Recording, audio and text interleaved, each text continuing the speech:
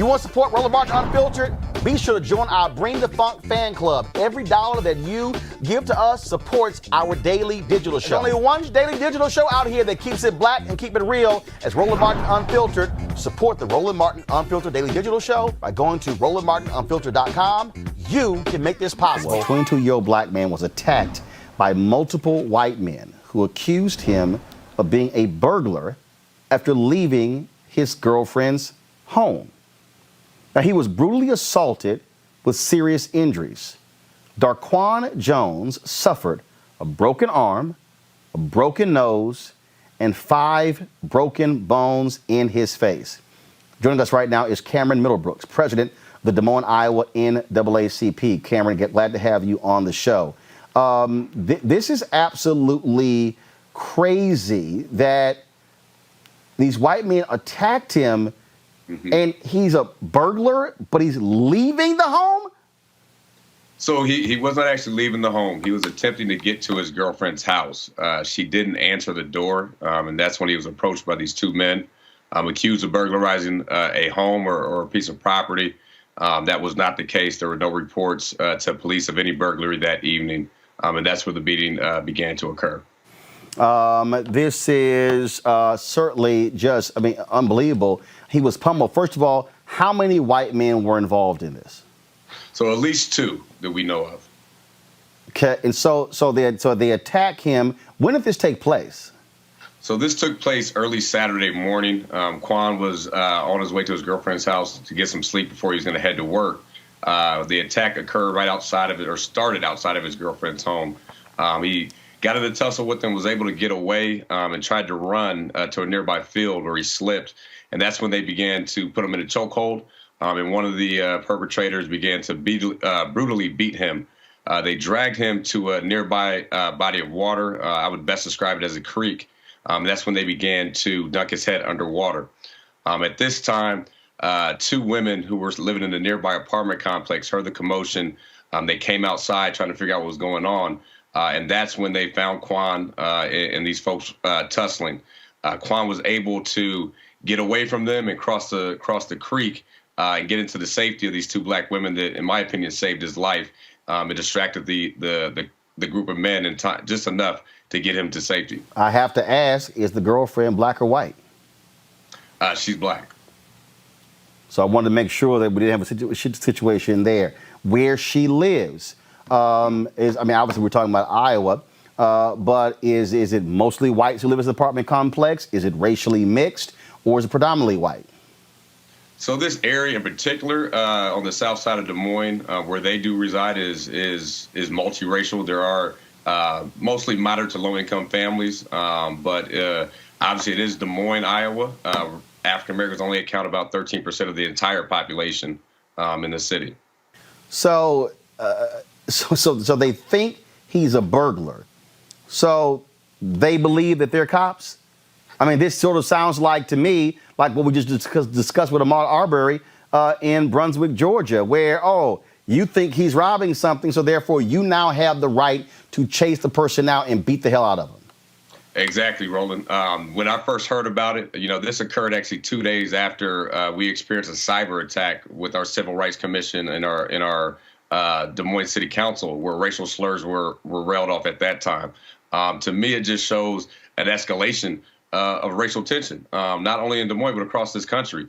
Like you said, it's basically the same rundown as Ahmaud Arbery and so many others, where folks are accused of whatever crime as a reason or excuse to commit a crime themselves. Are these 2 men free, or are they under arrest? They're still free. They're still at large right now. We have not heard any leads from the police department as of yet.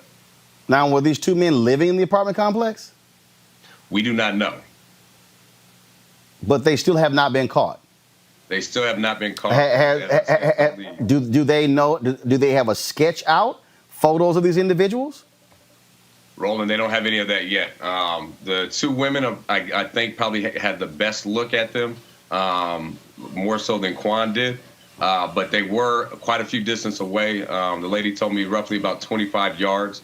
It was dark, the middle of the night, and it's near a forested area. So I'm not sure exactly what they were, how clear of a look they were able to get. But at this time, there are no leads, and the entire community is waiting for the police department to find justice. All right, Cameron Middlebrooks, President, Des Moines, Iowa, NAACP. We appreciate it. Thanks a lot. Thank you, Roland. Thank you for having me. Reese Colbert, I want to go to you again. We talk about this case, Ahmaud Arbery. We can talk about Breonna Taylor. Again, what you have is you got white folks in this country, in the case of Taylor, obviously those were cops, who have this belief that, oh, we can chase down black folks with impunity. Absolutely. I think what I want to tell to the white folks out there, if you're watching, black people don't want nothing from you, okay? Every black person out there is not trying to steal. Most of us go to work, we buy what we need with our paychecks. Here you have a man who was, just trying to get some rest at his girlfriend's house before going to work, and he gets brutalized. And I hate to steal from Erica and Dr. Carr, who say this all the time. These are modern day slave patrols. These men have deputized themselves to harass and attack black people. It's happened to this gentleman in Iowa. We saw the same situation with the FedEx driver that we're going to talk about later in the show. We saw it with Travis Miller, even though there wasn't violence involved. You have all of these people, including Ahmaud Arbery, where these folks are trying to, they're inciting great violence on people just off of the suspicion, just because of their preconceived racist notions. Or on the other hand, it could just be that they're just violent thugs, savages, who are using this whole burglary defense as a pretext to attack without any warning and without any cause black people who are just living wild black. Either way, it has to come to a stop. And it's very disturbing that these people are still at large. Erica. Yeah, I agree with Reese. And in the piece, it talked about that perhaps these two things were either drunk or high. I'm going to tell you what they're drunk or high off of is this faux religion of white supremacy.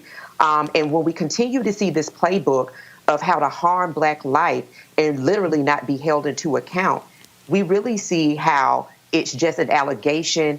And what Reese said, it is not largely because black people are walking around looking for something to, inciting violence. It's those individuals who feel themselves to be supreme, egged on by their leader, who is the son of a Klansman, Donald John Trump Jr., feeling like they have the wherewithal to ask a black person what are they doing in their neighborhood, or either what are they doing just standing around white black, and then demanding of them to be told about what they're doing, and then to go about making allegations that unfortunately sometimes lead to the chase and the violent verbal harm of a black person. And so as we continue to see these events unfold, whether they're captured on camera or whether they're told by a second or third hand person, a decision has got to be made about what the response is going to be largely around it. And that is the thing that I think that Bob and Karen and the rest are really fully not prepared for. All right, folks, back to our Roadmark Unfiltered video in just one moment. This is the Seek